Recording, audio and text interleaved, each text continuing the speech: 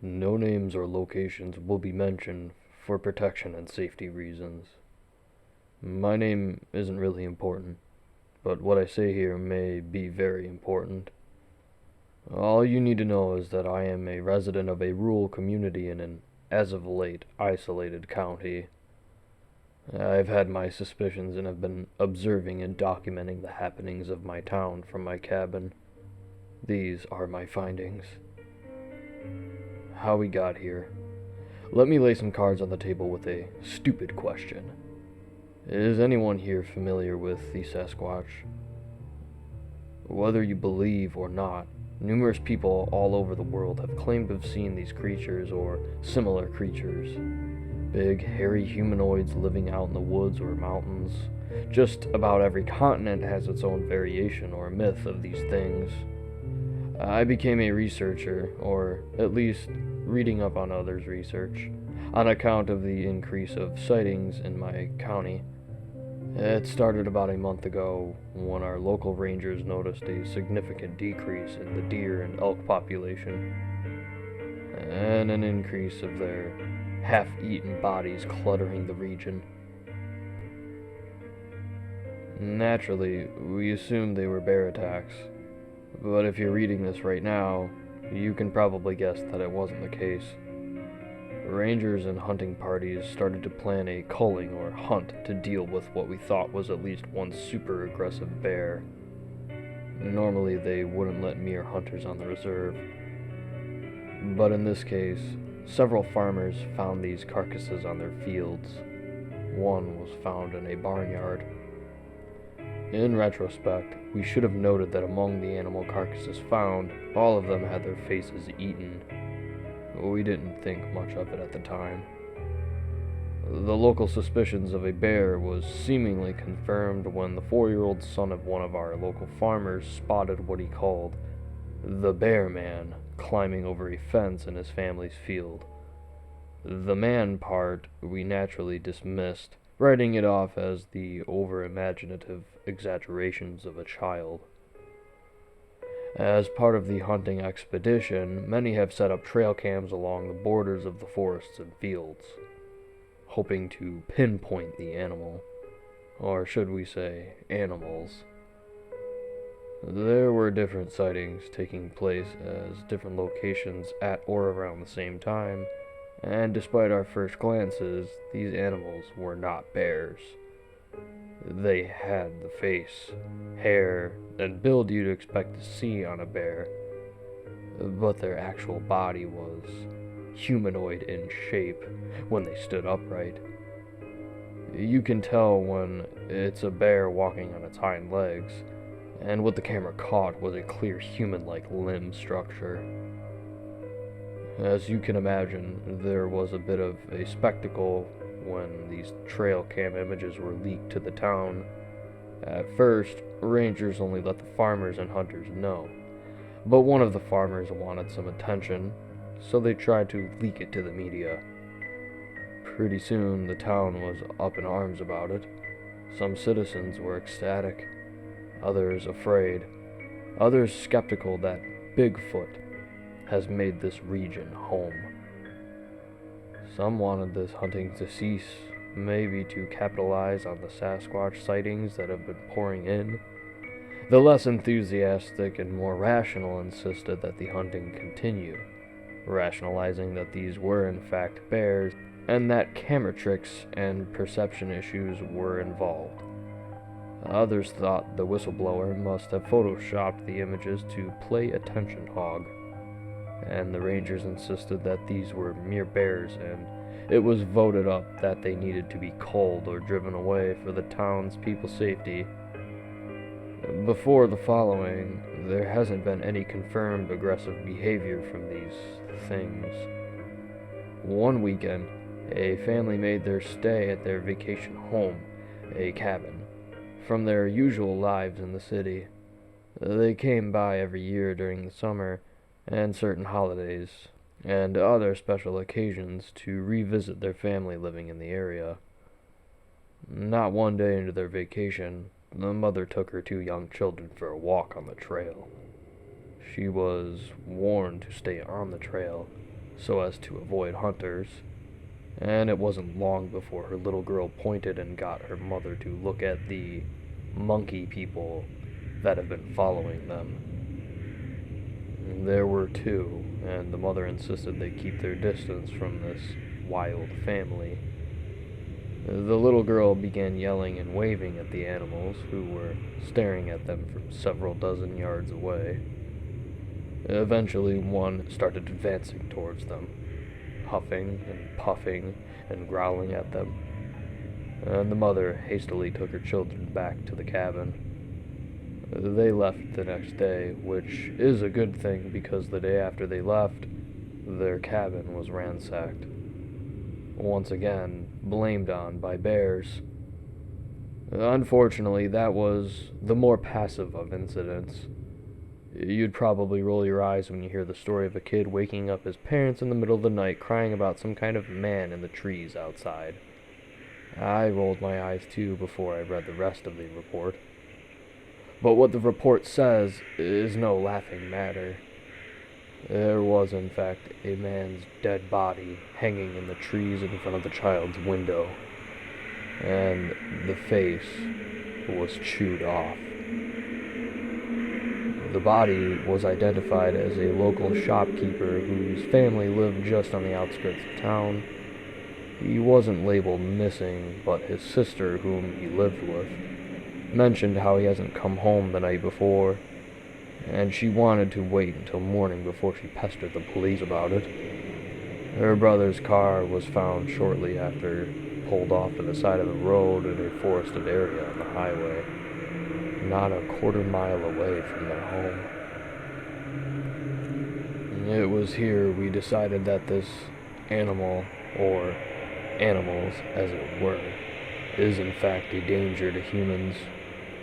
They had to be hunted, and they had to be killed. But that was easier said than done. Can you count how many times someone tried to hunt what they've said was Bigfoot, and how many times they said it was a success? These things have had to evade hunters for centuries, and it's not like it was going to stop that night. What they did find was what they thought was an oddly placed beaver dam, placed in the deepest parts of the woods, where hikers, rangers, and hunter alike generally don't go. There was a pungent smell in the air, and when they investigated the oddity of mud and logs, there were at least 17 bodies, human and animal alike. All of them were half-eaten, but the constant being that the beasts that have been eating them have a special affinity for their faces.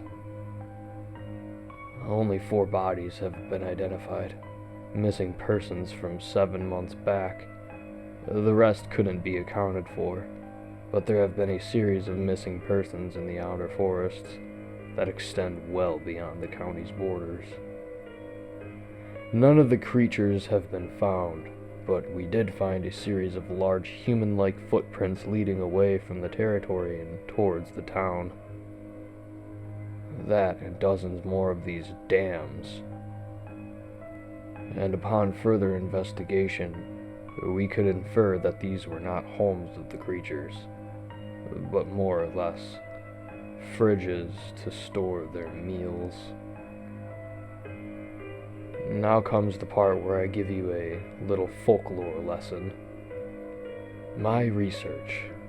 As you may or may not know, with all of these Sasquatch sightings recorded, some descriptions may vary. For the most part, people claim to see what one would call a standard Bigfoot as just a big humanoid man-like ape. But there are others that Sasquatch researchers categorize as types. Once in a while, people claim to see what they describe as looking more bear-like than man. The common name among Sasquatch enthusiasts of this type is the Gugwe, a name that derives from the name Kukwez. It is often described in comparison to the Wendigo, which should give you an idea of what kind of animal we are dealing with.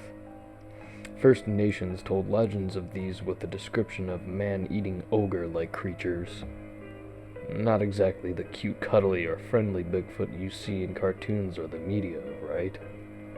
Well, as a matter of fact, these things are described as being separated from what most people would call Sasquatch. They're closer to being bear-like than ape-like. Among the names the natives had for them was the Face Eater, and of course, due to their appearance and facial structure, the Bear Men. When people describe the Sasquatch, specifically their heads and faces, you can get something closer to a human, gorilla, or chimp-like face. The Gugwe has a snout, according to witnesses, to be more akin to baboon or mandrill. Some sightings have mistaken them for werewolves or dogmen.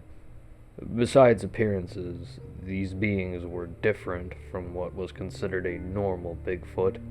When they describe Sasquatches, they describe creatures that are rarely hostile, mostly docile omnivores that generally keep to themselves from humans, although they are still territorial. These things were famous for their affinity of eating flesh, violent temperament, and will actively hunt humans.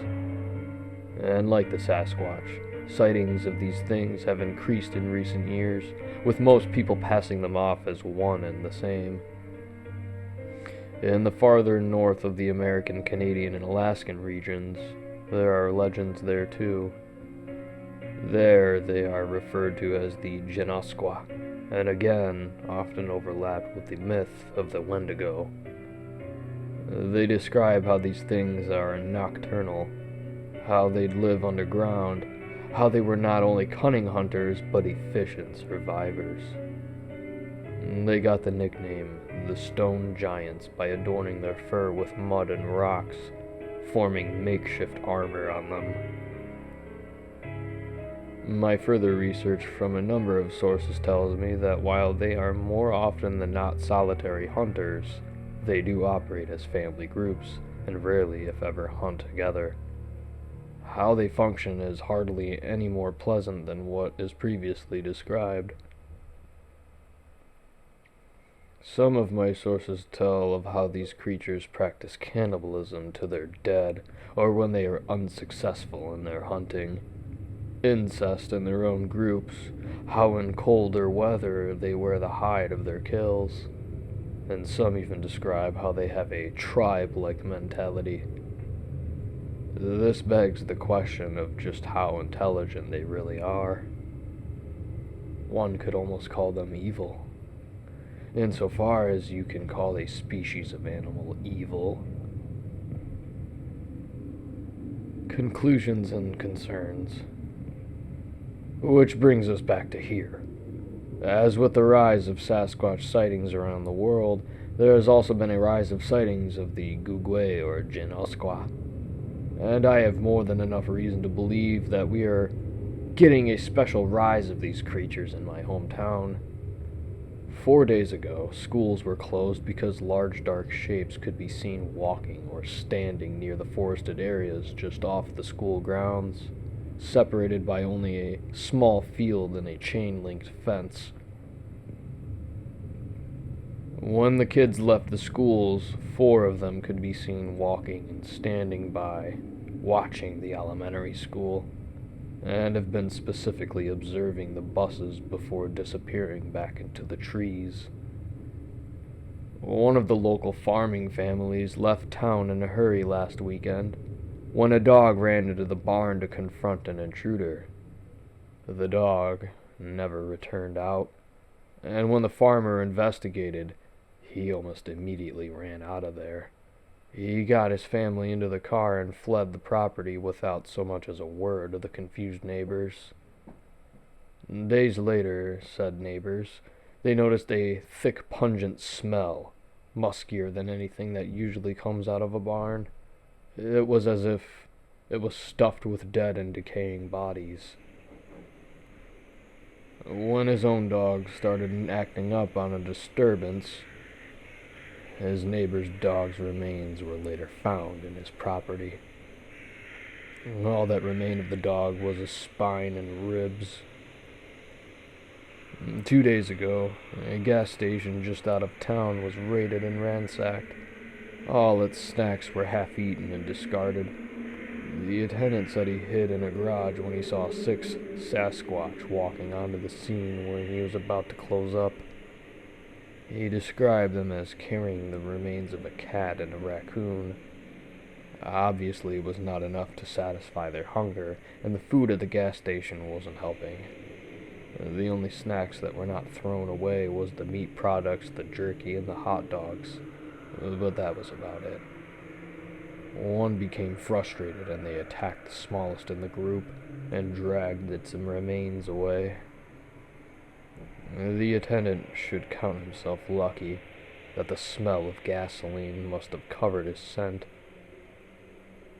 Around the same time that very night, a couple who lived just outside of town awoke to 2 of them scavenging their garbage. When one of the creatures noticed the couple through the window, these animals began to pound on the doors and windows. The residents had to make a daring attempt out the back door. They had to lure the beasts back after them and run into the other side of the house to get into their jeep and drive to the police station. Getting the police to believe them wasn't the problem, considering the increase of sightings, but by the time they got back, the creatures were nowhere to be found. What they did find, however, was what was left of the boyfriend's elderly mother, who was in the couple's care. In their panic, they must have forgotten her, as they forgot to close the back door.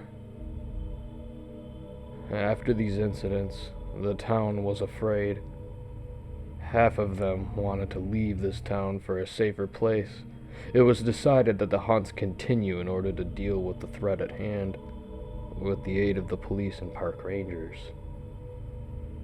Some idiots thought that it was best to leave them alone and for the town to continue to capitalize off the Bigfoot sightings. So, the other night, about 60 hunters went into the woods, determined to put an end to the threat. There are 200 miles of unexplored forests in our parks, and places that the previous hunting expeditions never reached. During that night, the forests were filled with howls, not matching the kind normally heard from wolves and coyotes, and the occasional gunshot. As far as any success rate goes, only 28 hunters walked out of the woods the next morning. The rest unaccounted for. There has been no confirmed kills among these things, nor were the bodies found of the missing hunters. Around the same time, the town was being evacuated. Only a select few families stayed behind. Unfortunately, a few roads were blocked by large boulders and rocks, a classic calling card of a Sasquatch, their way of setting the borders of their territory. Who is to say the Gugwe or the Genosqua, or whatever you want to call them, is any different in that regard? A few of the people blocked off noted dark shapes observing them from the trees. Many are expecting these logs or boulders to be removed by the police in order to continue the evacuation. But there's a few concerns that in doing so could lead to a death trap with those things watching from the woods. Now, we are considering calling the National Guard for interference, but I have concerns of my own. It's not like they wouldn't have any reason not to believe us with the evidence we've collected. Sure, they could help with the evacuation, maybe try and help with the extermination, but there lies the problem. I'm no military artillery expert, but if the stories of the Genosqua armor are true, and considering that the apparent failures of the hunters' rifles, their ammo should fare better, right? I guess it depends on what these creatures are coating their fur with, but whatever it is, it's able to stand the bullets of hunting rifles. The stone giants got their name for their armor and how it made them resilient. If those stories are true, the easiest solution is to start a fire, bring in explosives, etc. This would, at best, start forest fires, and at worst, turn our county into a war zone. And considering how bold these creatures are in sneaking near or into the town, I can't help but think of the worst case scenario, such as, once again, taking into account the increase of Sasquatch sightings. I don't believe it to be a coincidence that these coincide with environmental changes, deforestation, pollution, natural or man-made climate change, etc. Last year, there was a chemical plant built for the next town, on the other side of the forest. Besides, this requiring a small amount of deforestation, months before this whole mess started, there was a controversy of them dumping their waste in unexplored regions of the woods, requiring more human interference to salvage what they can. But alas, the immediate environment was considered too polluted for any animal to survive off the land there. What is an animal to do when their environment is destroyed? Naturally, they migrate, search for a more hospitable environment, especially one with more food. And unfortunately, humans have always been on their menu. I believe that the increase of sightings in my county is a prelude of what's to come, considering that the climate change isn't going to stop the foreseeable future. And with more and more sightings of Sasquatch-like creatures, I fear the absolute worst-case scenario that cities will possibly be seen as a new food source. At the very least, my county may be the first of many incidents. You want to know what's ironic? The only bears we've seen in this whole ordeal were among the animal carcasses found with their faces eaten.